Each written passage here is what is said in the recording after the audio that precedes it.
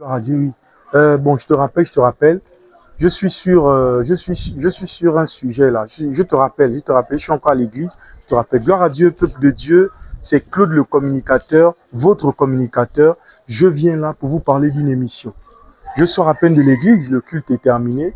Là, nous allons parler de l'émission Le Moment du prédicateur. Donc, il y a eu un culte, il y a eu un prédicateur.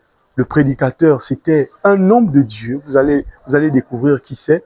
Et la parole, par contre, elle est importante. Elle s'est située dans le livre d'Apocalypse, chapitre 3, le verset 2 à 3. Donc, sans plus tarder, nous allons aller vers le prédicateur et il va nous expliquer, il va nous donner certainement un résumé de la parole. Il va nous dire comment on peut appliquer la parole dans le monde contemporain. C'est Claude le communicateur pour vous communiquer les informations de votre église, les informations de votre commune, les informations de votre pays. Le peuple de Dieu, nous sommes actuellement avec l'autorité principale de l'église du Gabon, ADP Pentecôte du Gabon, c'est le pasteur Tiba Placide. Là, nous sommes à l'émission Le Moment du prédicateur. Il va certainement nous expliquer en long et en large, de manière résumée, pour que vous puissiez comprendre de quoi s'agissait-il dans la parole. Donc là, nous avons pas pasteur, gloire à Dieu, pas pasteur. Alléluia, papa. Daryl. Donc je vais d'abord demander, la parole était dans quel livre, pas pasteur? Apocalypse chapitre 3, du verset 2 au verset 3. Mais pour une bonne lecture, oui, nous avons pris du premier verset au verset 3. De manière résumée, de quoi parlait ce verset, ces deux versets bibliques-là? Il parlait de quoi exactement? D'accord, papa. Comme je vous disais tout à l'heure à l'église, la parole parlait des chrétiens de l'église de Sardès. Mais nous ne parlerons plus de cette église.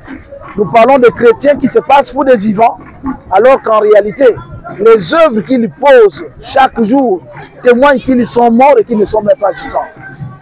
Et c'est pour cela que, comme thème, nous avons dit de sortir de l'influence des milieux dans lesquels nous sommes. De sortir de l'influence des milieux dans lesquels nous sommes. Justement, nous venons là. Comment appliquer cette parole dans ce monde contemporain, là où nous sommes actuellement? Comment appliquer ça au peuple de Dieu? Merci, papa évangéliste.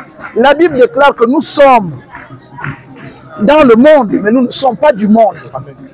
Et l'application de cette parole est toute simple, papa.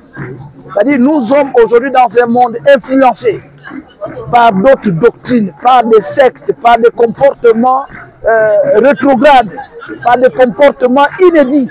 Et un chrétien ne devrait pas s'aligner à ce genre de choses. Un chrétien ne doit pas s'adapter à la mode. Parce qu'aujourd'hui, nous découvrons, sans honte de le dire, qu'il y a des gens qui transportent des comportements étrangers jusque dans la maison de Dieu.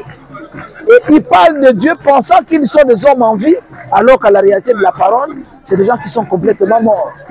Comment donc appliquer cela?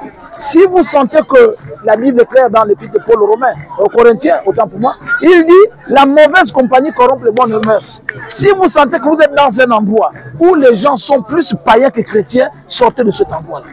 Si nous pensons que nous sommes dans un endroit où les gens sont plus païens que chrétiens, il faut fuir cet endroit, dit le pasteur Tiba Placide. Pas pasteur, aujourd'hui, ce dimanche était un dimanche particulier parce qu'on a vu, le pasteur a donné la bénédiction nuptiale, le pasteur a donné la bénédiction de départ pour le nouveau bureau certainement du groupe flamboyant. Comment s'est été cette journée vue par le pasteur Tiba Placide? Bon papa, nous sommes habitués et il vous souviendra que quand nous préparons le baptême de 2022, nous restons parfois jusqu'à des heures poussées de la nuit. Ça a été une journée mémorable pour moi, mémorable en ce sens que nous avons accompagné le couple d'époux. Nous avons vu la traversée du désert qu'a connu ce couple. Et lorsqu'il vient au Seigneur pour le remercier et demander à Dieu de bénir leur foyer, ça ne peut que me réjouir. Ensuite, pour ce qui est du département louange, en parlant de groupe flamboyant, vous savez qu'au CADP, pour aller en mission, il faut recevoir une bénédiction de départ. Quand vous rentrez aussi, on vous bénit. Là, c'est la bénédiction de départ pour leur dire, commencez déjà l'œuvre, mais faites très attention parce que sans bénédiction, on ne peut rien faire. C'est comme sans consécration. Tu n'es pas consacré à quelque chose, ne va pas la faire. Donc, papa, c'est une journée qui a été dédiée au Seigneur et je ne peux que me réjouir.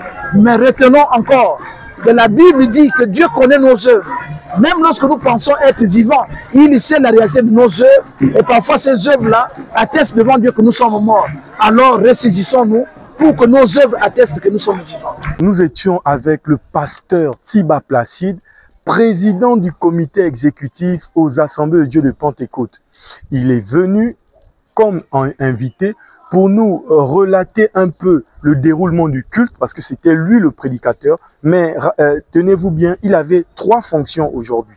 La première fonction, donner la bénédiction nuptiale d'un mariage. La deuxième fonction qu'il avait, c'était certainement de prêcher la parole dans le livre d'Apocalypse, chapitre 3, verset 1 au verset 3.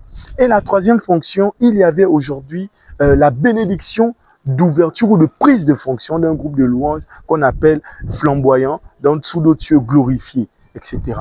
Donc vous avez su écouter ce qu'il a dit. C'était Claude le communicateur au compte de ADP TV. Bonsoir.